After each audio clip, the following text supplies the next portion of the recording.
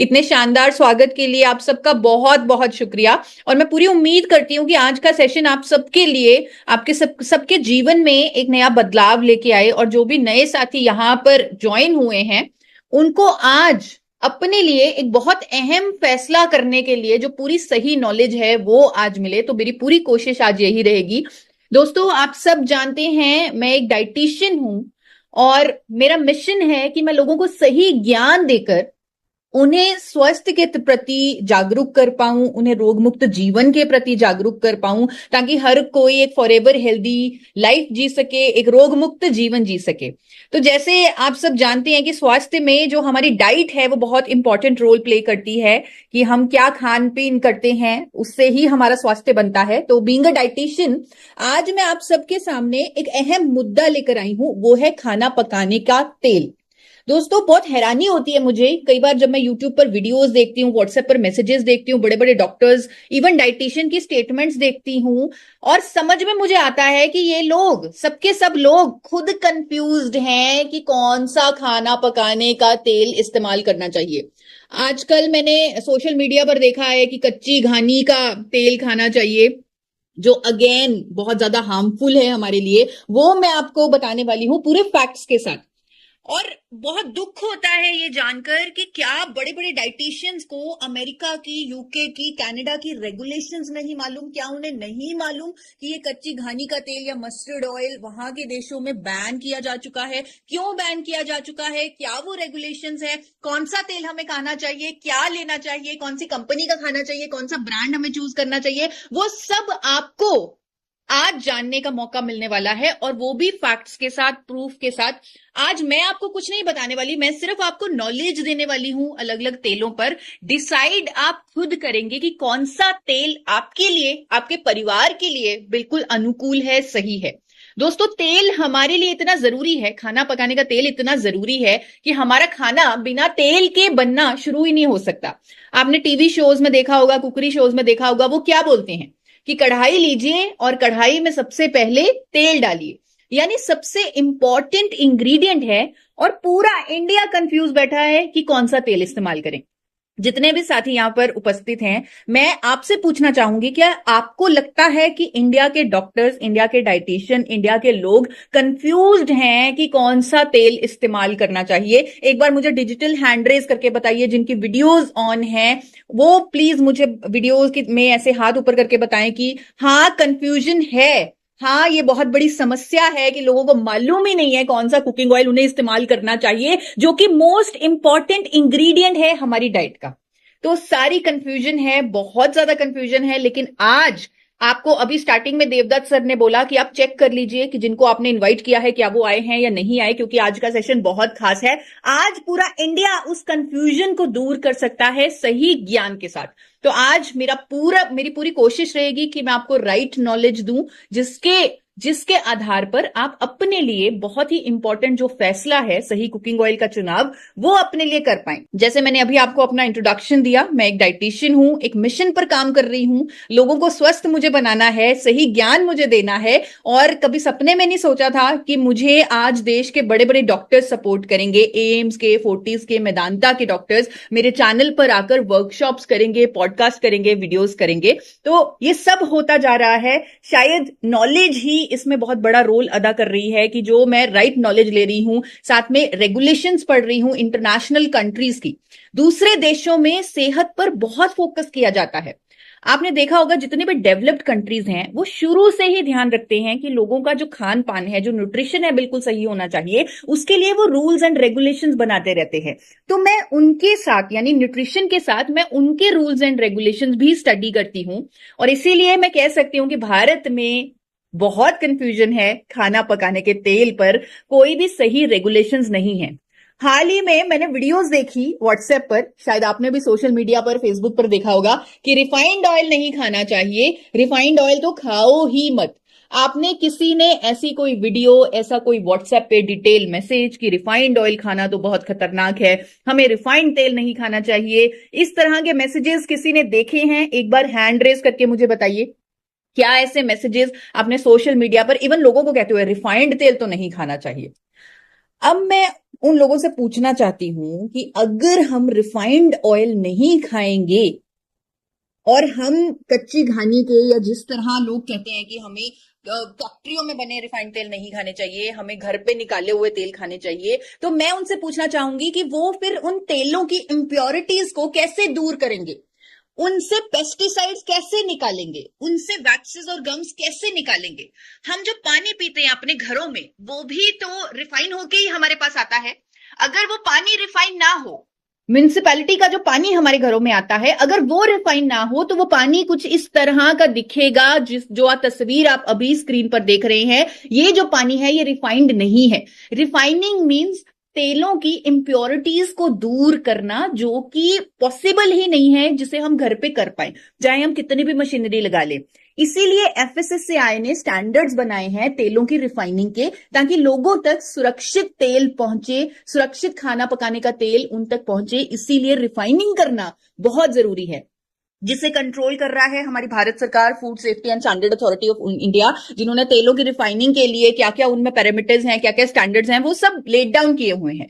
और बहुत सारे डॉक्टर्स ने, साइंटिस्ट ने एक वर्कशॉप भी की। जब ऐसे मैसेजेस सोशल मीडिया पर फ्लोट होने लगे तब उन्होंने पूरा ये डिक्लेयर किया, साइंटिस्ट ने बोला कि रिफाइंड ऑयल्स बल्कि हमारे लिए जरूरी है, टोटली सेफ है, रिफाइनिंग तेलों की बहुत जरूरी है, ताकि हम साफ सुथरा तेल अपने अंदर डाल सके बिना किसी इम्प्योरिटी के। एक और प्रॉब्लम जो तेलों के अराउंड मुझे देखने को मिलती है, मैंने लोगों के घरों में जाकर देखा है, जहां पर बोला जाता है तेल कम इस्तेमाल करो, तेल डालो ही मत, पानी में ही खाना बना लो, क्योंकि तेल खाने से हम मोटे हो जाएंगे।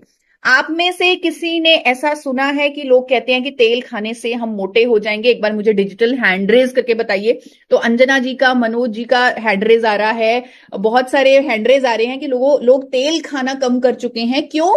क्योंकि उन्हें लगता है तेल खाने से हम मोटे हो जाएंगे। और दोस्तों, जब से ये मिथ आया है कि तेल खाने से हम मोटे हो जाएंगे, उसी दौरान बहुत सारी बीमारियां भी बढ़ गई हैं लोगों में। अगर आपने नोटिस किया हो, पुराने जमाने में लोग तेल या घी से परहेज नहीं करते थे और तब बीमारियां भी कम होती थी। लेकिन आज के जमाने में जब लोग लो फैट डाइट पर जाने लगे हैं, बीमारियां बढ़ चुकी हैं। क्यों? क्योंकि फैट हमारे लिए बहुत एसेंशियल मैक्रो न्यूट्रिएंट है हमारे शरीर के लिए। मैं एक डाइटिशियन हूं, मैंने पूरी स्टडी की है। अगर हम अपने शरीर को फैट नहीं देंगे, यानी इस मैक्रो न्यूट्रिएंट को नहीं देंगे, तो हम अपने शरीर को चला नहीं सकते। ये हमारे लिए अति आवश्यक है। बहुत सारे ऐसे विटामिन जो हमें इम्यूनिटी देते हैं, अच्छी स्किन देते हैं, जो हमारी बोन्स को स्ट्रांग करती हैं, वो विटामिन हमारे अंदर एब्जॉर्ब ही नहीं होंगे अगर हम पर्याप्त मात्रा में फैट्स नहीं खाएंगे, तेल नहीं खाएंगे, क्योंकि ये जो विटामिन हैं ये फैट सॉल्युबल विटामिन हैं। हमारा दिमाग काम ही नहीं करेगा अगर हम फैट्स नहीं खाएंगे, क्योंकि ये 70% फैट्स का बना हुआ है हमारा दिमाग। आप एक बार ट्राई करके देखना, किसी दिन पूरा दिन आप लो फैट डाइट लेना, यानी कि तेल मत खाना। आप शाम तक इतने चिड़चिड़े हो जाएंगे कि कोई आपसे बात ही नहीं करेगा। आपके ब्रेन को सेटिस्फेक्शन फील ही नहीं होगा अगर उसे पर्याप्त मात्रा में फैट्स या तेल नहीं मिलेगा। तो फैट्स हमारे लिए बहुत ज्यादा जरूरी है। इसे हमें अपनी डाइट से आउट नहीं करना, इसे इन करना है। लेकिन ये जानना है कि सही फैट कौन सा है, सही तेल कौन सा है, क्योंकि ये बहुत जरूरी है जानना। इस ज्ञान को मुझे तो लगता है कि छोटी क्लासेस में ही, थर्ड फोर्थ क्लास में ही न्यूट्रिशन की नॉलेज देनी चाहिए हमारे देश में, क्योंकि इतनी कंफ्यूजन है। बच्चों को पता होना चाहिए कि कौन सा तेल उन्हें इस्तेमाल करना चाहिए, कौन से विटामिन मिनरल उन्हें लेने चाहिए, कौन सा प्रोटीन, कौन से मैक्रो न्यूट्रिएंट्स उन्हें लेने चाहिए। ये सब जो नॉलेज है, विदेशों में ये बचपन से शुरू हो जाती है, हमारे देश में भी ये बचपन से शुरू हो जानी चाहिए। अब हमारी देश की सरकार बहुत अच्छे कदम उठा रही है। पहली बार मैंने देखा 2024 की जो नई डाइटरी गाइडलाइंस आई हैं, पहली बार मैंने देखा कि कितना ज्यादा फोकस हो रहा है डाइट पर, कितना ज्यादा फोकस हो रहा है हमारी जो हैबिट्स हैं, जो गलत बन चुकी हैं, उन्हें चेंज करने पर। अब सरकार ठोस कदम ले रही है और पहली बार डाइटरी गाइडलाइंस में ये लिखा आया, जो मैं बहुत देर से जानती थी, कि तेलों को बार बार गर्म नहीं करना चाहिए। अब यहां पर क्या होता है, इंडियन घरों में स्पेशली जब हम तेल में कुछ भी फ्राई करते हैं, हम उसे स्टोर करके रख देते हैं और उसे दोबारा इस्तेमाल करते हैं। क्या आप लोग भी ऐसा करते हैं? अगर कोई ऐसा करते हैं तो प्लीज हैंड रेज करके मुझे बताइए कि जिस तेल में आपने फ्राइंग की, उस तेल को आपने डब्बे में बंद करके रख लिया और उसको दोबारा यूज करना शुरू कर दिया। तो बहुत सारे साथी ऐसा करते हैं। ये एजुकेशन मैं देना चाहती थी बहुत देर से कि हमें तेलों को बार बार गर्म नहीं करना, यानी जो उतना ही तेल इस्तेमाल करना है जितना तेल आपका फ्राइंग में लग जाए, उस फ्राइड तेल को दोबारा इस्तेमाल नहीं करना, क्योंकि उसमें फूड पार्टिकल्स चले जाते हैं और वो रेंसेड हो जाता है। कोई भी तेल आपको बार बार गर्म नहीं करना, आपको छोटी कढ़ाई लेनी है और उतना ही तेल इस्तेमाल करना है जितना आपका फ्राइंग में लग जाए। और जो बचा हुआ तेल है, वेस्टेज को अवॉइड करने के लिए आप एनिमल्स को दे सकते हैं, उसी दिन उसे यूज कर सकते हैं, लेकिन उसे आप डब्बे में भरकर मत रखिए, उसे बार बार इस्तेमाल मत कीजिए। ये विदेशों में ऑलरेडी कई सालों से फॉलो हो रहा है, लेकिन हमारे देश में इस पर गाइडलाइन पहली बार आई है, 2024 में ही ये गाइडलाइन आई है। तो आज मेरा मकसद है आपको तेलों का सही ज्ञान देना, ताकि आप अपने लिए सही खाना पकाने का तेल चूज कर सके। तो जो तेलों का ज्ञान है, अब आप कॉपी पेन लेकर बैठ जाइए। जो तेलों का ज्ञान है ये बहुत ही आसान सी चीज है, लेकिन आपको थोड़ा सा मेरे साथ बने रहना पड़ेगा, क्योंकि हमने हर तेल को समझना है।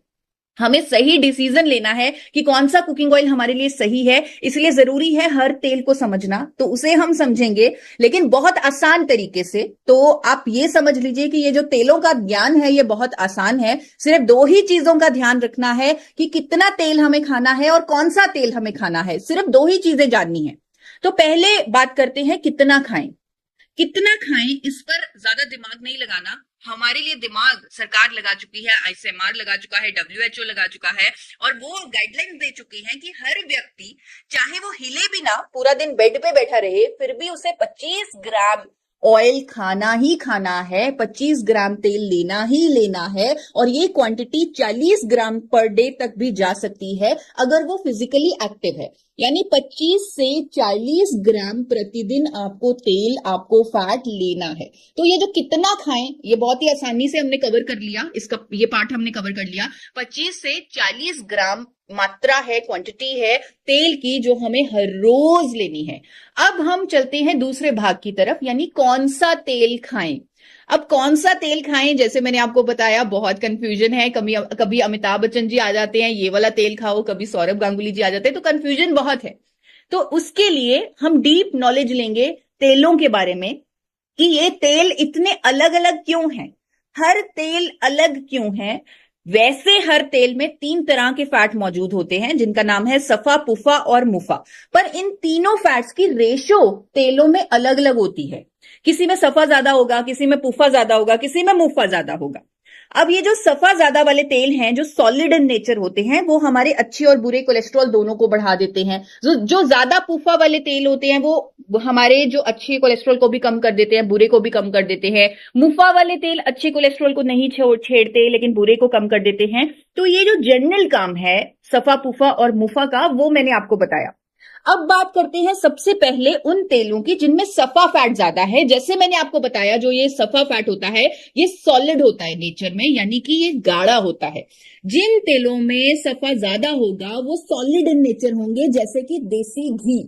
अब क्या होगा अगर हम ये उच्च सफा वाला तेल खाएंगे, तो हमारा अच्छा कोलेस्ट्रॉल बढ़ेगा, विच इज गुड, लेकिन साथ साथ बुरा कोलेस्ट्रॉल भी बढ़ जाएगा, जिसके कारण हमें हार्ट डिजीजेस की प्रॉब्लम्स हो सकती हैं। अब यहाँ पर बहुत सारे साथी ऐसे भी होंगे कि आप कह रहे हो देसी घी खाने से कोलेस्ट्रॉल बढ़ जाएगा, बुरा कोलेस्ट्रॉल बढ़ जाएगा, लेकिन पुराने जमाने में तो लोग देसी घी खाते थे, उनका तो बुरा कोलेस्ट्रॉल नहीं बढ़ता था, उनको तो हार्ट अटैक नहीं होता था। तो आप में से कितने लोग ऐसा सोचते हैं कि पुराने जमाने में तो देसी घी खाया जाता था। राज जी का हैंडरेज हो रहा है, तो बहुत सारे साथी ऐसे हैं, जो देवदत्त जी का भी हैंडरेज हो रहा है, श्याम सर का, मनोज जी का। तो पुराने आपको लोग मिलेंगे जो कहेंगे कि पुराने जमाने में तो हम देसी घी खाते थे, हमारे बुजुर्ग देसी घी खाते थे, लेकिन तब तो हमारा बुरा कोलेस्ट्रॉल नहीं बढ़ता था, तब तो कोलेस्ट्रॉल की प्रॉब्लम नहीं होती थी, तब तो हार्ट डिजीजेस की प्रॉब्लम नहीं होती थी। वो इसलिए क्योंकि पुराना जमाना ऐसा था। पुराने जमाने में लोग हमेशा चलते रहते थे, जहां भी जाते थे साइकिल पे जाते थे, वॉक करके जाते थे, चक्की चलाते थे, हल चलाते थे, और यानी कि वो बहुत ज्यादा फिजिकली एक्टिव थे।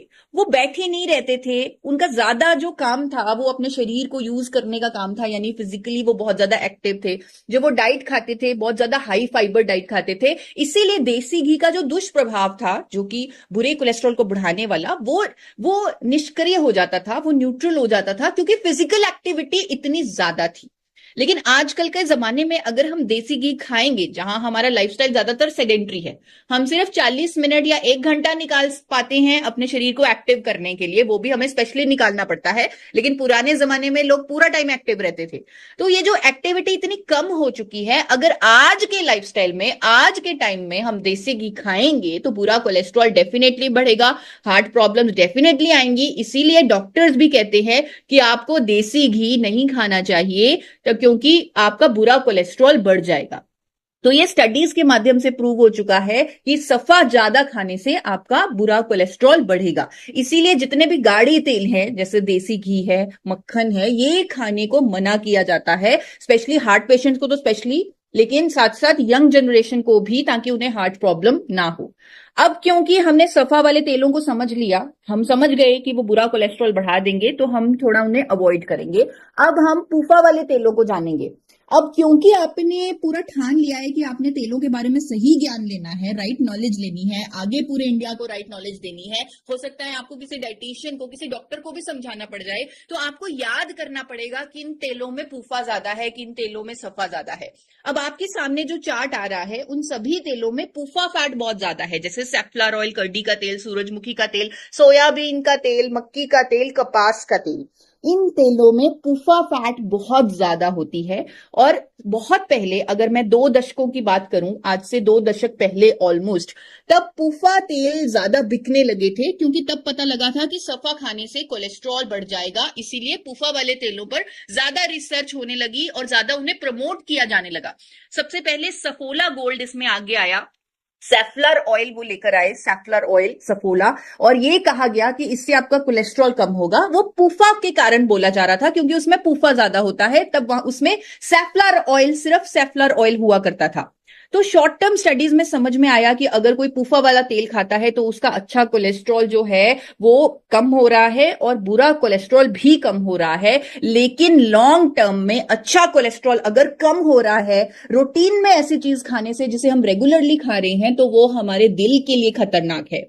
और उन लोगों में जिनमें पूफा फैट ज्यादा पाया जाने लगा, उनमें जोड़ों के दर्द की समस्या शुरू हो गई, अर्थराइटिस की प्रॉब्लम शुरू हो गई। अगर आप किसी के घर में जाएं, वो आपको बताएं कि मेरे तो जोड़ों में दर्द रहता है, अर्थराइटिस की प्रॉब्लम है, तो आप उनके किचन में चेक कर सकते हैं, वो जरूर पूफा वाला इनमें से ही कोई तेल खा रहे हैं। या तो वो कर्डी ऑयल खा रहे हैं, या सूरजमुखी का तेल खा रहे हैं, सोयाबीन का तेल खा रहे हैं, मक्की का तेल खा रहे हैं, कपास का तेल खा रहे हैं। पूफा की वजह से उनको जॉइंट की प्रॉब्लम्स हो रही हैं, अर्थराइटिस की प्रॉब्लम हो रही है, और ये स्टडीज कह चुकी हैं। इसीलिए बड़ी बड़ी कंपनियों ने पूफा फैट्स को प्रमोट करना बंद कर दिया। उन्होंने अपने तेलों में कुछ और डालना शुरू कर दिया जिससे पूफा फैट कम हो जाए। वो मैं आगे आपको बताती हूँ कि कैसे प्रमोशन की जा रही है तेलों की। आपका अब ध्यान लाना चाहती हूँ मूफा वाले तेलों की तरफ। अब ये जो तेल है वो बहुत महंगे होते हैं, जैसे सरसों का तेल, कैनोला तेल, जैतून का तेल, और इन्हें डाइटिशियंस जो हैं, डॉक्टर्स जो हैं, क्योंकि ये महंगे तेल हैं और ये इससे हमारा जो बुरा कोलेस्ट्रॉल है वो कम होता है, अच्छे को ये कुछ नहीं करती, इसीलिए डॉक्टर्स और डाइटिशियंस जो हैं वो इन तेलों को प्रमोट करते हैं। अब में से कितने लोगों ने ये वीडियोस देखी हैं या ऐसा स्टेटमेंट्स पढ़ी हैं डॉक्टर्स की कि सरसों का तेल खाना चाहिए? एक बार मुझे हैंड रेज करके बताइए। सरसों के तेल को डॉक्टर्स एडवोकेट कर रहे हैं, इंडिया की टॉप डाइटिशियन एडवोकेट कर रही है, कच्ची घानी का तेल खाने के लिए बोला जा रहा है, और मेरा दिल उस समय बहुत दुखता है। मैं उन डॉक्टर्स को ईमेल्स भी लिखती हूँ, उनको पूरे के पूरे फैक्ट्स भेजती हूँ कि जो ये आप कर रहे हैं ये टोटली गलत कर रहे हैं, नॉलेज ना होने की वजह से आप ये कर रहे हैं। क्योंकि सरसों के तेल में तो एक ऐसा कंपाउंड होता है जिसका नाम है इरोसिक एसिड। इंडिया के सरसों के तेल में नेचुरली इरोसिक एसिड बहुत ज्यादा होता है, 35 से 55% तक होता है। अब आप कहेंगे ये इरोसिक एसिड क्या है? इरोसिक एसिड सरसों के तेल में पाया जाने वाला एक कंपाउंड है जिसकी वजह से सरसों के तेल में एक अलग सी खुशबू होती है, अलग सी स्मेल होती है। आप लोगों ने, कितनों ने सरसों के तेल में एक खुशबू सूंघी है? आपको लगता है कि आप कोई भी चीज खाते हैं आपको जब भी पता लग जाता है ये सरसों के तेल में बनी है। क्यों? क्योंकि उसके अंदर एक खुशबू होती है। वो खुशबू इरूसिक एसिड के कारण होती है, वो फ्लेवर जो है वो इरूसिक एसिड के कारण होता है। अब वही फ्लेवर, वही खुशबू आपको घरों में होने वाले पेंट में भी मिलेगी।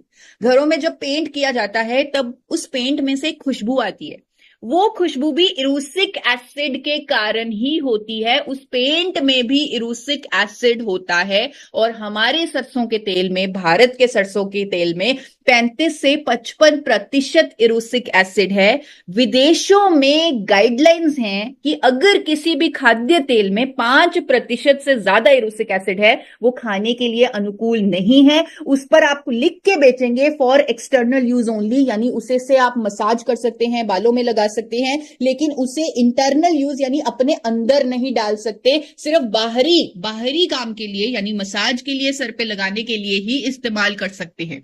ये जो बॉटल आपके सामने आ रही है, ये एक ऐसे ब्रांड की बॉटल है जो भारत में सरसों का तेल बेच रहा है लोगों को खाने के लिए, लेकिन विदेशों में इसी ब्रांड के सरसों के तेल पर लिखकर बेचा जा रहा है फॉर एक्सटर्नल यूज ओनली, यानी लोग इसे खा नहीं सकते। वहां पर रूल बना हुआ है, वो रूल भी आपके सामने आ रहा है, वो रेगुलेशन भी आपके सामने आ रही है। यूरोप का रेगुलेशन है कि किसी भी खाद्य तेल में अगर 5% से ज्यादा इरूसिक एसिड है, वो खाने के लिए अनुकूल नहीं है। हमारे देश में भी कितनी सारी स्टडीज आ चुकी, कितने सारे प्रूफ आ चुके हैं कि सरसों का तेल खाने से हार्ट अटैक होता है। वेस्ट बंगाल में क्योंकि सरसों का तेल सबसे ज्यादा यूज हो रहा है, वहां पर लोगों का ट्राइग्लिसराइड ज्यादा पाया गया है। इवन गॉल ब्लैडर कैंसर पर भी स्टडी हो चुकी है कि जिन लोगों में सरसों का तेल की जो मात्रा है, इरूसिक एसिड की जो मात्रा है, ज्यादा पाई गई, तो उनको गॉल ब्लैडर कैंसर होने की संभावना ज्यादा रही। इस तरह की स्टडीज, इस तरह के आर्टिकल्स पब्लिश हो चुके हैं हमारे देश में भी। पर दुख होता है अभी तक एफएसएसएआई ने आज तक इरूसिक एसिड पर कोई भी गाइडलाइन जारी नहीं की, जो विदेशों में है पर वो इंडिया में मिसिंग है। लेकिन आज आप सही ज्ञान ले चुके हैं, आप जान चुके हैं कि सरसों का तेल खाना कितना खतरनाक, कितना टॉक्सिक हो सकता है, कार्सिनोजेनिक हो सकता है, हार्ट के लिए नुकसान कॉज कर सकता है, उसमें इरूसिक एसिड इतना ज्यादा है। तो हम ये ज्ञान ज्यादा से ज्यादा लोगों तक पहुंचाएं, हमारी जिम्मेदारी बनती है कि हम ज्यादा से ज्यादा लोगों को पहुंचाएं ये ज्ञान और लोगों को स्वस्थ बनाएं। सरसों का तेल हम किसी को रिकमेंड नहीं कर सकते खाने के लिए, क्योंकि इसमें इरूसिक एसिड बहुत ज्यादा होता है। और आप देखिए हमारे देश में ये बाजारों में इतना महंगा बिक रहा है, ऑलरेडी कच्ची घानी ऑयल को इतना ज्यादा प्रमोट किया जा रहा है। तो एक बार आप खुद भी नेट पर थोड़ा सा रिसर्च करें, क्या मैंने आपको जो बताया है क्या वो सही है, उस पर आप थोड़ा सा रिसर्च करें और लोगों को राइट नॉलेज दें। अब ये जो नॉलेज है ये कुछ ब्रांड्स को है, तो उन्होंने सरसों के तेल को जेनेटिकली मॉडिफाई किया, कनाडा से तेल लेकर आए, उसका नाम कैनोला ऑयल रखा। सरसों के तेल के साथ एक छेड़छाड़ की गई, उसके बीज को लैब में चेंज किया गया, उसके इरूसिक एसिड को 35% से कम करके 5% तक लाया गया और उसका नाम रखा गया कैनोला ऑयल। लेकिन ये आर्टिफिशियली जेनेटिकली मॉडिफाइड तेल है जो हमारे लिए अच्छा नहीं है। इंडिया में जेनेटिक मॉडिफिकेशन अलाउड भी नहीं है। तो ये जो कैनोला ऑयल है ये कम इरूसिक एसिड वाला सरसों का तेल ही है, लेकिन ये हाई टेम्परेचर कुकिंग के लिए सूटेबल नहीं है। विदेशों में कैनोला ऑयल पर लिखकर बेचा जाता है not recommended for high temperature cooking, यानी इसे आप गर्म नहीं कर सकते, क्योंकि वहां पर अब्रॉड में तो लोग जो है वो तेल को गर्म नहीं करते, वो तेल को ज्यादातर कच्चा खाते हैं। तो यहां इंडिया में हमें तेल में फ्राइंग भी करनी है, हमने परांठा भी सेकना है, हमने पूरी भी तलनी है, तो हमारे लिए तो कैनोला ऑयल नहीं चल सकता। एक और तेल जो बहुत महंगा बिकता है वो है एक्स्ट्रा वर्जिन ऑलिव ऑयल। ये जो ऑलिव ऑयल है ये अगेन इंडियन स्टाइल के लिए बना ही नहीं है, इंडियन कुकिंग के लिए बना ही नहीं है। यहां इसे यूरोप में खाया जाता है सैलेड पर छिड़क कर, इसे भी आप गर्म नहीं कर सकते। तो ये जो प्रॉब्लम है, ये जो विदेशी तेलों की जो प्रॉब्लम है, ये हमारे देश में चाहे इन्हें प्रमोट किया जा रहा है, चाहे इन्हें महंगा बेचा जा रहा है, चाहे लोगों को लगता है कि ये महंगे तेल हैं तो ये अच्छे तेल होंगे, लेकिन ये उन्हें समझना होगा कि हमारे खान पान के साथ ये तेल नहीं मिलते, इसीलिए ये हमारे लिए सही नहीं है। तो ये जो सारी चीजें जो अभी आपने समझी, वो आज से लगभग 20 साल पहले बहुत सारे डॉक्टर्स, बहुत सारे डाइटिशियंस, बड़े बड़े इंस्टीट्यूट्स ने रिसर्च की और उन्हें ये समझ में आ गया कि कोई भी तेल हमारे लिए सही नहीं है, क्योंकि उनके फैट कॉम्पोजिशन अलग अलग है। तो उन्होंने एक फैट कॉम्पोजिशन बनाई WHO ने और NIN ने, और ये सामने लाया कि हमें तीनों तरह के फैट चाहिए और ऑलमोस्ट बराबर बराबर चाहिए। हमें सफा भी चाहिए, हमें पूफा भी चाहिए, हमें मुफा भी चाहिए, ये तीनों फैट्स हमें बराबर चाहिए। और उसका असर क्या हुआ? उसका असर ये हुआ कि लोगों ने ये समझा कि कोई भी तेल उत्तम नहीं है, हमें तेलों को बदल बदल कर इस्तेमाल करना है। और लोगों ने तेल बदलना शुरू कर दिया, एक महीने कोई और तेल, दूसरे महीने कोई और तेल, तीसरे महीने कोई और तेल।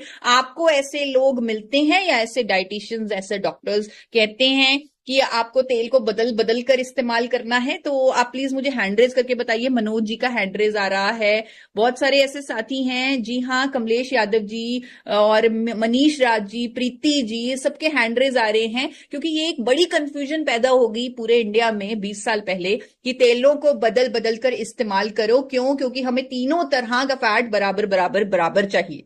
लेकिन बिना नॉलेज के अगर हम ये भी करेंगे तो वो भी संभव नहीं है।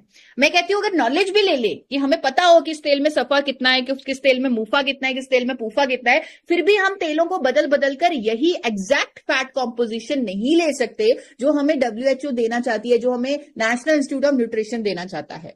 लोगों ने तो ब्रांड बदलने शुरू कर दिए। लोगों ने सफोला लिया, फॉर्च्यून लिया, लेकिन उन्होंने देखा ही नहीं कि उसमें तो वही तेल है, उसमें तो सेफ्लर ऑयल ही है, फॉर्च्यून का भी सेफ्लर ऑयल है। तो इस तरह लोगों ने तेल जब बदले तब उन्हें समझ में ही नहीं आया कि ये हम कर क्यों रहे हैं। उन्होंने ये जानने की कोशिश ही नहीं की कि ये करना क्यों जरूरी है और क्या ये करके हमें कोई फायदा हो रहा है।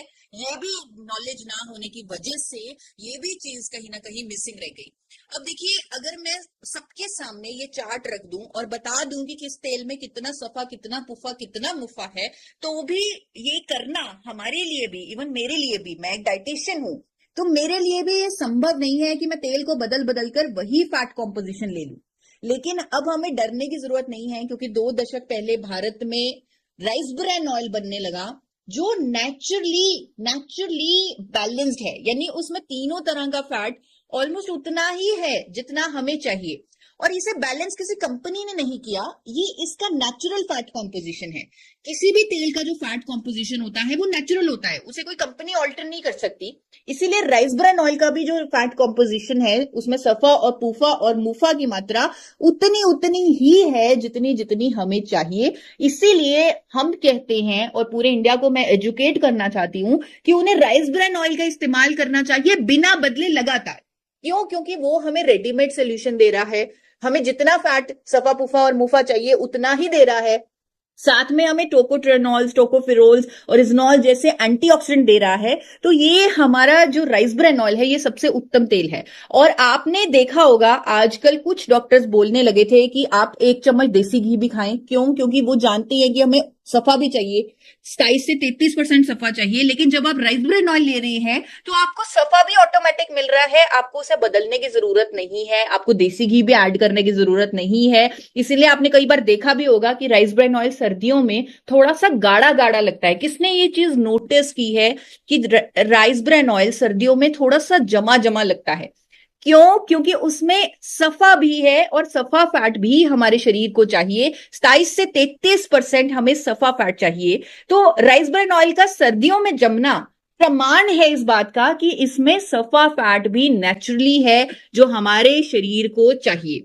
और तो और सबसे अच्छी बात, ये हमारे इंडियन स्टाइल के साथ मेल खाता है, इंडियन कुकिंग के साथ मेल खाता है। इसका स्मोक पॉइंट सबसे ज्यादा है, यानी बहुत ज्यादा हाई हीट पर भी ये धुआं नहीं छोड़ता। राइस ब्रान ऑयल का स्मोक पॉइंट ज्यादा है, तो इसमें आप कुछ भी फ्राई कर सकते हैं बिना किसी डर के।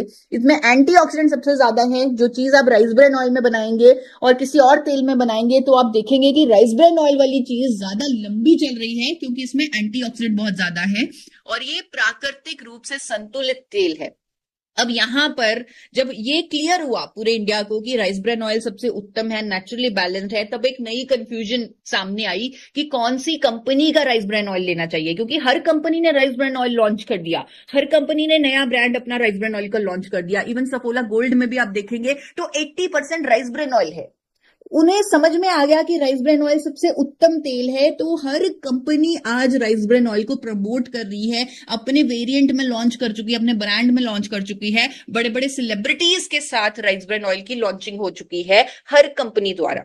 अब यहाँ पर जैसे मैंने आपको बताया कि ये जो टॉपिक है ये बहुत कंफ्यूजिंग है, लोग कंफ्यूज्ड हैं। तो ये जो टॉपिक इतना कंफ्यूजिंग इसलिए है कि जब सही ज्ञान आया तब कंफ्यूजन हो गई, किस ब्रांड का राइस ब्रान ऑयल खाएं, किस कंपनी का राइस ब्रान ऑयल खाएं।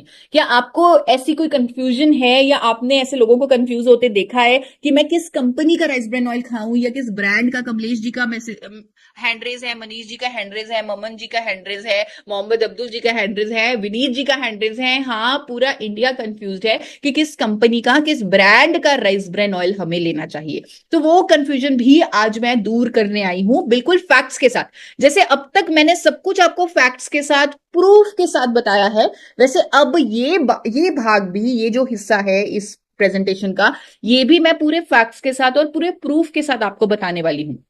इंडिया में एक कंपनी है जिसने सबसे पहले फिजिकल रिफाइनिंग की टेक्नोलॉजी से एडिबल राइस ब्रान ऑयल बनाया। उस कंपनी का नाम है एपी ऑर्गेनिक्स लिमिटेड, धुरी। ये कंपनी आज की डेट में इंडिया की highest exporter of rice bran oil है। और यहां पर स्क्रीन पर एक पेटेंट आ रहा है, इस पेटेंट का आप स्क्रीनशॉट ले सकते हैं। आई एम श्योर ये पेटेंट आपके पास होगा।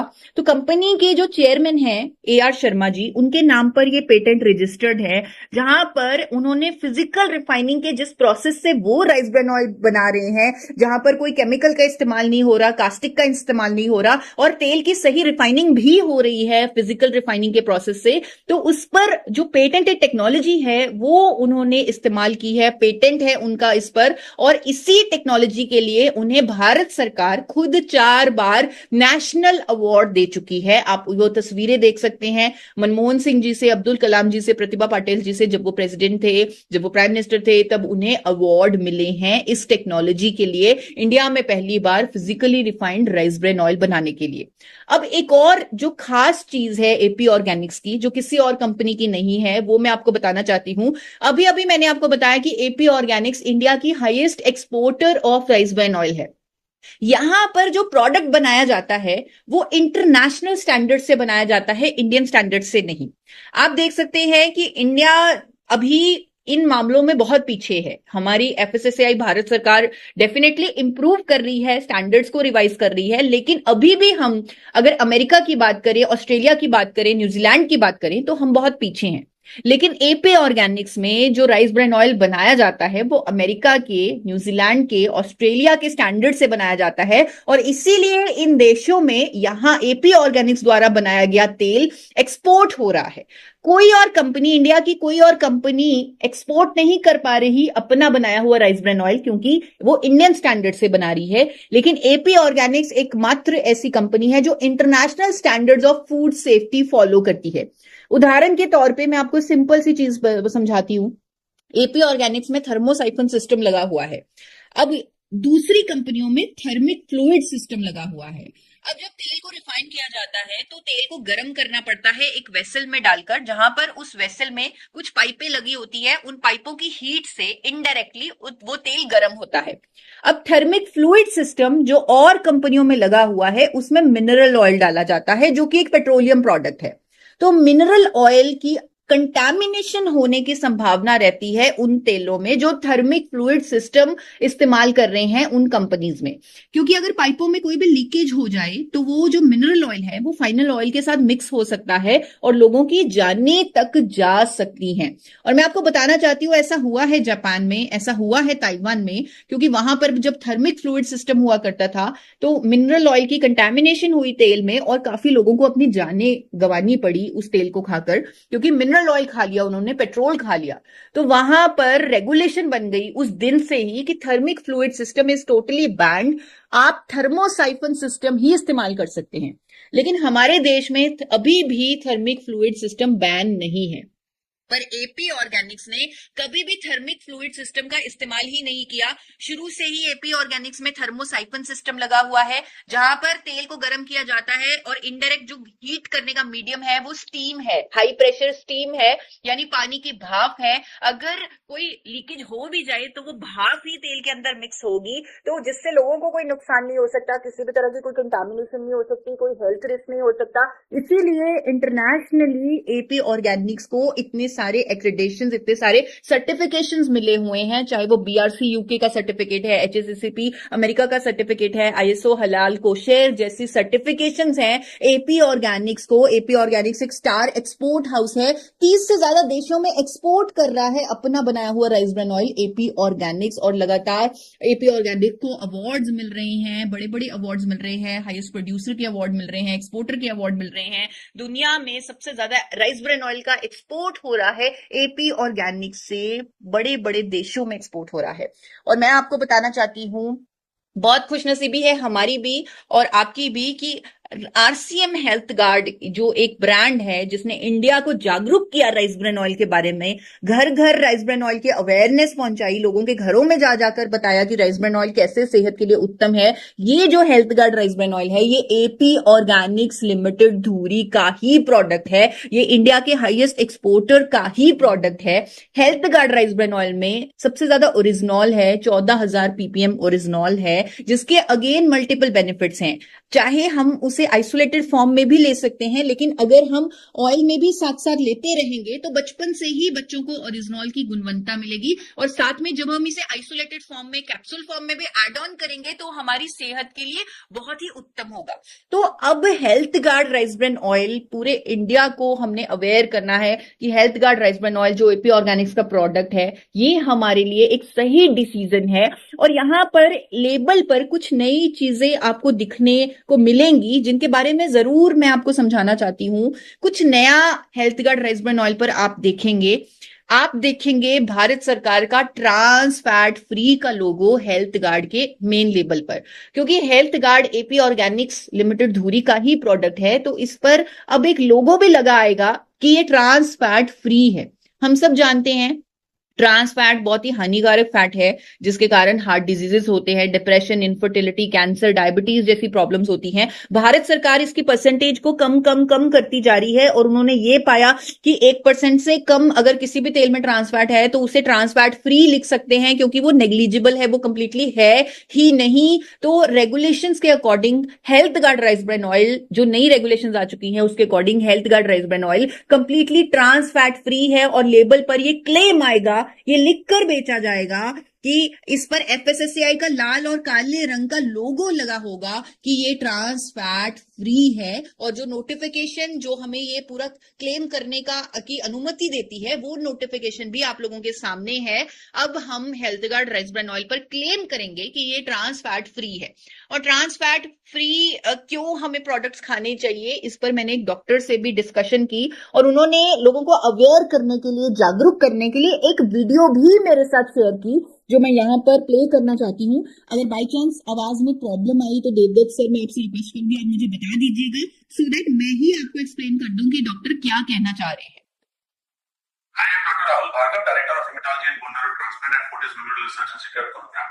जैसा आप जानते हैं कि ट्रांसप्लांट खाने के अपने काफी सारे नुकसान होते हैं, निरंतर रूप से इस बात पे रिसर्च होती आई है, और इसी के मद्देनजर रखते हुए जिस प्रकार ने WHO ने नारा दिया है कि हमें ट्रांसफैट फ्री डाइट की तरफ आगे बढ़ना है 2023 में, उसी को भारत सरकार ने अपनाया है, और FSSAI के माध्यम से लोगों को अवगत कराने की मुहिम जो चलाई है कि ट्रांसफैट आपके खाने में कितना है, इसको जानना आवश्यक है। क्या चीज ट्रांसफैट फ्री है या नहीं है, वो लोगो है रेड एंड व्हाइट का, जिसको आपको ध्यान देना जरूरी है। तो अब आपके खाने पे लेबल चिपका हुआ आएगा, जैसे नॉन वेज वेज का लेबल आता है, उसी प्रकार से आप पहचान सकते हैं कि मैं ट्रांसफैट खा रहा हूं या नहीं खा रहा। किसी भी चीज में अगर 0.2 ग्राम से नीचे है तो वो ट्रांसफैट फ्री है। कोई ऑल है, अगर वो 1 ग्राम से नीचे है तो ट्रांसफैट फ्री है, क्योंकि देखा गया है कि ट्रांसफैट सिर्फ डिप्रेशन नहीं, एल्जाइमर नहीं, जबकि वो कैंसर जैसी दुष्बीमारियां भी करवाता है। उसमें सबसे ज्यादा प्रोस्टेट कैंसर, कोलोरेक्टल कैंसर, और साथ ही में agency for research in cancer ने ये दिखाया है हमको कि वो ब्रेस्ट कैंसर को भी बढ़ाता है। तो जब इतने सारे दुष्प्रभाव है तो हमको WHO और FSSAI के साथ मिलकर अवगत होना है, अवेयर होना है, और ट्रांसफैट फ्री डाइट की तरफ आगे बढ़ना आज आवश्यक है, क्योंकि जो प्रकार का हम खाना निरंतर रूप से खाते हैं वो कहीं ना कहीं हमको कैंसर प्रिवेंशन में बचाव देता है और हमारे को कैंसर होने से बचाता है। तो इसीलिए इस मुहिम में जुड़िए, ट्रांसफैट फ्री की तरफ बढ़िए, रेड और ब्लैक लेबल से बढ़ के पहचानिए और उसको ना भेजिए। मान लीजिए अगर आपको ये भी याद नहीं रहता कि कितने ग्राम से नीचे ट्रांसफैट फ्री होता है, तो लोगों को पहचानिए जो रेड और ब्लैक है, उस लेबल से आप पहचान सकते हैं आपकी डाइट में ट्रांस फैट फ्री है या नहीं है, उसको जल्द से जल्द अपनाइए और बहुत सारी बीमारियों से बचने का प्रयास करें। तो जैसे आपने सुना, डॉक्टर राहुल भार्गव ने हमें अवेयरनेस दी कि हम अपने तेल को चुन सकते हैं, ट्रांस फैट फ्री तेल को चुन सकते हैं। लाल और काले रंग का जो लोगो है वो पहचान करके हम अपने तेल को चुन सकते हैं, चूज कर सकते हैं, उसे चुन सकते हैं। तो हेल्थ गार्ड के लेबल पर ट्रांस फैट फ्री का ये जो FSSAI का लोगो है ये लिखा आएगा, ताकि लोगों को चूज करने में बहुत आसानी हो, सही सही तेल का चुनाव करने में बहुत आसानी हो। क्योंकि राइस ब्रान ऑयल सबसे उत्तम तेल है, ये हमें मालूम है, किस कंपनी का हमें लेना है। अब ये भी हमें मालूम है कौन सा ब्रांड हमें पिक करना है, तो उसके लिए बहुत अच्छा हो जाएगा अगर हम इस रेड एंड ब्लैक कलर के लोगो पर फोकस करें, ट्रांस फैट फ्री के लोगो पर फोकस करें। एक और चीज जो बहुत ही इंपॉर्टेंट चीज है, या बहुत ही ज्यादा आज की डेट में जिसके बारे में नॉलेज होनी चाहिए हम सबको, वो चीज से भी मैं आपको थोड़ा सा अवेयर कराना चाहती हूँ। अब क्या हो रहा है, आपने अभी हाल ही में MDH के मसालों के बारे में सुना होगा, या कुछ भी बड़े बड़े ब्रांड्स के बारे में सुना होगा कि ये जो प्रोडक्ट्स हैं, ये जो प्रोडक्ट्स हैं ये बैन हो चुके हैं यूरोप में। आप देख सकते हैं यूरोप जो है वो इतने स्ट्रिंजेंट रूल्स लेके आ रहा है, इतनी ज्यादा बड़ी बड़े रेगुलेशंस लेके आ रहा है, क्योंकि उसे अपने देश में बीमारी नहीं चाहिए। उसे लोगों की डाइट बिल्कुल प्रॉपर करनी है, लोगों को हेल्दी बनाना है, और किसी भी तरह का कोई रिस्क नहीं लेना यूरोप में। तो यूरोप बहुत बड़ी रेगुलेशंस बना रहा है, चाहे वो प्रोडक्ट्स हैं, चाहे वो कुकिंग ऑयल्स हैं, उस पर मैं थोड़ा सा आपको आइडिया देना चाहती हूँ कि क्या हो रहा है भारत के प्रोडक्ट्स का यूरोप में। एक बार आप इस न्यूज आइटम को सुनिए। Europe. In the last 5 years, the EU flagged more than 400 Indian products. Apparently, they were highly contaminated. 400. Remember, we're talking about products that had passed Indian quality checks. Yet they were flagged. 21 products had cadmium, which increases the risk of kidney disease. 59 products had pesticides, again cancer-causing ones, and 100 products had salmonella. Now, the EU flagged these products, so presumably they did not enter the European market. But what about India? We are buying and consuming these products, these contaminated items, which makes you wonder, what is the regulator doing? यहाँ पर एक सवाल उठाया है, बहुत ही अहम सवाल है कि हमारे देश के बड़े बड़े ब्रांड्स के 400 प्रोडक्ट यूरोप में बैन हो चुके हैं। वो यूरोप की क्वालिटी स्टैंडर्ड्स को पास नहीं कर पाए। 400 प्रोडक्ट, हम इंडिया के 400 प्रोडक्ट जो इंडिया में इस्तेमाल किए जा रहे हैं, जिनकी एडवर्टीजमेंट हो रही है, जिसे लोग रूटीन में खा रहे हैं, उनसे किडनी की प्रॉब्लम हो सकती है, कैंसर हो सकते हैं। तो ये जो सारी प्रोडक्ट्स है विदेशों में बैन हो चुके हैं, स्पेशली यूरोप में बैन हो चुके हैं। तो पर इंडिया में ये इस्तेमाल करने हो रहे हैं, तो इंडिया के जो रेगुलेटर्स हैं वो क्या कर रहे हैं, ये एक बड़ा सवाल उठाया गया है। अभी यूरोप में एक नई जो चीज हुई है वो मैं आपके सामने रखना चाहती हूँ।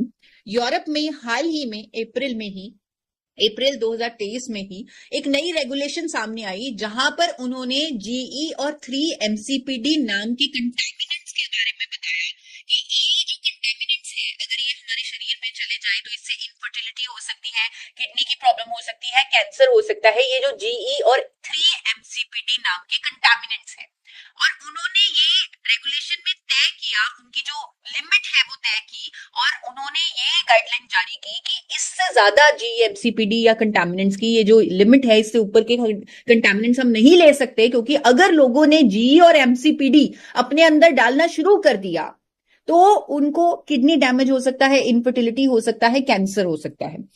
और ये जो GE-MCPD नाम के कंटामिनेंट्स हैं ये तेलों में पाए जाते हैं, क्योंकि ये फैटी एसिड्स, ईस्टर्स हैं।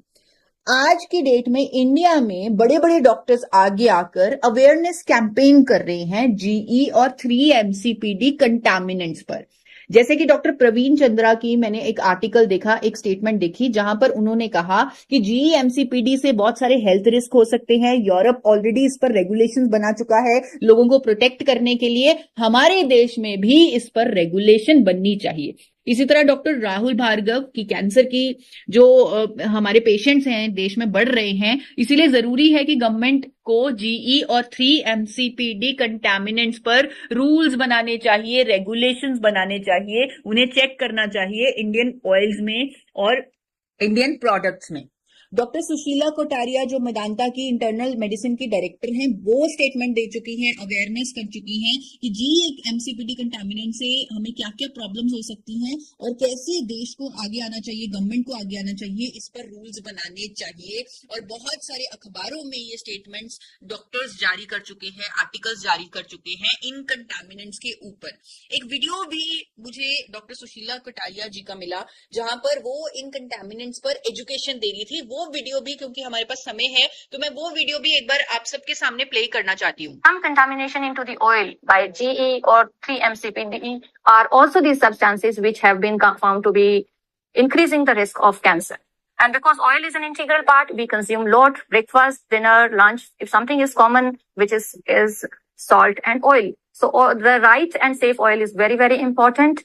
And many countries have banned the presence of these molecules into the cooking oil. We also request that Indian authorities which control the food quality should also look into this so that these harmful substances can be minimized or removed from our cooking oils so that people can eat healthy and stay healthy. Thank you. यहाँ पर आपके सामने doctor साहब ने बोला, doctor Sushila ने बोला कि क्योंकि हम तेल और नमक इतना ज्यादा रेगुलर खाते हैं, यानी तीनों मील्स में खाते हैं, तो बहुत जरूरी है कि हमारा जो तेल है वो सेफ होना चाहिए, उसमें जी और 3-MCPD नाम के कंटामिनेंट्स नहीं होने चाहिए, क्योंकि यूरोप ने उस पर रेगुलेशन बना दी है कि इससे हेल्थ रिस्क होता है, ये कार्सिनोजेनिक है, तो इस पर एक लिमिट सेट कर दी है और वो जो रेगुलेशंस हैं उसे हमें भी मीट करना चाहिए। हमारे देश को, इसकी सरकार को भी ऐसी रेगुलेशंस बनानी चाहिए। लेकिन अभी तक एफएसएसएआई ने जीई और 3-MCPD पर यूरोप की तरह कोई रेगुलेशन नहीं बनाई। पर मैं आपको बताना चाहती हूं कि इंडिया में इकलौती ऐसी कंपनी है जो ऑलरेडी इस स्टैंडर्ड को मीट कर रही है, जिसके इंफ्रास्ट्रक्चर में हर बैच के जीई और 3-MCPD कंटामिनेंट्स को चेक करने की मशीनरी लगी हुई है। हमारे देश में तो इतनी सारी लैब्स भी नहीं है, इतनी सारी लैब्स में जीई एमसीपीडी चेक भी नहीं हो रहा, लेकिन उस कंपनी में ऑलरेडी हर बैच की टेस्टिंग के लिए जीई और 3-MCPD की मशीनरी लगी हुई है। ऑलरेडी वो यूरोप को एक्सपोर्ट कर पा रही है अपना बनाया हुआ राइस ब्रान ऑयल। तो मैं एक बार चैट बॉक्स में चाहूंगी कि आप उस कंपनी का नाम लिखिए कि वो कंपनी कौन सी हो सकती है जो ऑलरेडी इस स्टैंडर्ड को मीट कर रही है, जो यूरोप की हाल ही में रेगुलेशन आई है, जो यूरोप को अपना ऑयल भी एक्सपोर्ट कर रही है। तो एक बार चैट बॉक्स में मिलिए कि कौन सी ऐसी कंपनी हो सकती है इंडिया में जो इस स्टैंडर्ड को ऑलरेडी मीट कर रही है। तो बिल्कुल विश्व जी का सही जवाब आ रहा है, AP organics, health guard AP organics Deepak ji ने लिखा, धूरी मनोज साहू जी ने लिखा, एपी ऑर्गेनिक्स प्रशांत जी ने लिखा, एपी ऑर्गेनिक्स एपी बिल्कुल आपने बिल्कुल सही जवाब दिया। एपी ऑर्गेनिक्स ऑलरेडी इस स्टैंडर्ड को मीट कर रही है। ऑलरेडी इंडिया में इकलौती ऐसी कंपनी है जो जी और 3-MCPD के जो कंटामिनेंट्स की रेगुलेशन है उसको कंप्लायंट है, यानी यूरोप ने जो सेट किया है उसे पूरा करती है, और ये इकलौती कंपनी है इंडिया में। और हम हेल्थ गार्ड, क्योंकि एपी ऑर्गेनिक्स लिमिटेड धुरी का प्रोडक्ट है, अब उसके लेबल पर लिखा आएगा कि it complies with new EU food safety regulation for G and 3-MCPD। आप देखेंगे हेल्थ गार्ड के जो नए लेबल प्रिंट हो चुके हैं, आई एम श्योर वो मार्केट में भी आ चुके होंगे, उस पर ट्रांस फैट फ्री का लोगो भी होगा और उस पर लिखा होगा कि it complies with new EU food safety regulations for 3-MCPD and GE। आज देश के बड़े बड़े ब्रांड्स जो करोड़ों रुपए की एडवर्टाइजमेंट कर रहे हैं, अपने प्रोडक्ट को महंगा बेच रहे हैं, वो इस लाइन को नहीं लिख सकते, वो इस क्लेम को नहीं लिख सकते अपने प्रोडक्ट पर। लेकिन हेल्थ गार्ड, क्योंकि वो एपी ऑर्गेनिक्स का प्रोडक्ट है, वो क्लेम के साथ अपना तेल ये कहकर मार्केट में लोगों को प्रेजेंट कर सकता है, क्लेम कर सकता है कि ये नए यूरोप के जो फूड सेफ्टी के स्टैंडर्ड्स हैं 3-MCPD और GE को लेकर, ये उसे मीट करता है। यानी ये आपके परिवार के लिए सुरक्षित है, न्यूट्रिशियस तो है ही, और साथ साथ सुरक्षित भी है, सेफ भी है। आप बिना किसी डर के इसका इस्तेमाल कर सकते हैं, खुद को हेल्दी बना सकते हैं, खुद को स्वस्थ बना सकते हैं, एक रोग मुक्त जीवन पा सकते हैं। तो ये जो खाना पकाने का तेल है जिस पर आज हमने बहुत सारा ज्ञान लिया, इस को हमने कंक्लूड किया कि राइस ब्रेन ऑयल दुनिया का सबसे उत्तम तेल है, लेकिन वो सेफ भी होना चाहिए। और भारत में एक मैन्युफैक्चरर है एपी ऑर्गेनिक्स, जो इंटरनेशनल सेफ्टी स्टैंडर्ड से राइस ब्रेन ऑयल को बना रहा है। और हेल्थ गार्ड जो है वो एपी ऑर्गेनिक्स का ही प्रोडक्ट है, जो ट्रांस फैट फ्री है। उसके लेबल पर लिखा आएगा कि ये यूरोप की नई जो स्टैंडर्ड है 3 MCPD और जीई के, उनको मीट करता है। इस क्लेम के साथ मार्केट में आपको इकलौता एक ऐसा ब्रांड मिलेगा जिसका नाम है health guard rice bran oil. मुझे लगता है इसके बाद, इस सेशन के बाद, जहां हमने इतनी डीप नॉलेज ली, पूरे इंडिया को कोई भी कंफ्यूजन नहीं होनी चाहिए कि कौन सा तेल उनके परिवार के लिए सही है, सुरक्षित है, न्यूट्रिशियस है। तो अब हमने सही नॉलेज दी है पूरे इंडिया को, और मैं चाहती हूँ कि इस सेशन को आप ज्यादा से ज्यादा लोगों को फॉरवर्ड कीजिए, क्योंकि ये यूट्यूब पर भी अवेलेबल है। डॉक्टर्स तक पहुंचाइए, डाइटिशियंस तक पहुंचाइए, ताकि हर तरह का मिथ जो है खाने पकाने के तेल को लेकर हम उसे दूर कर सके, बिल्कुल सही ज्ञान के साथ, राइट नॉलेज के साथ।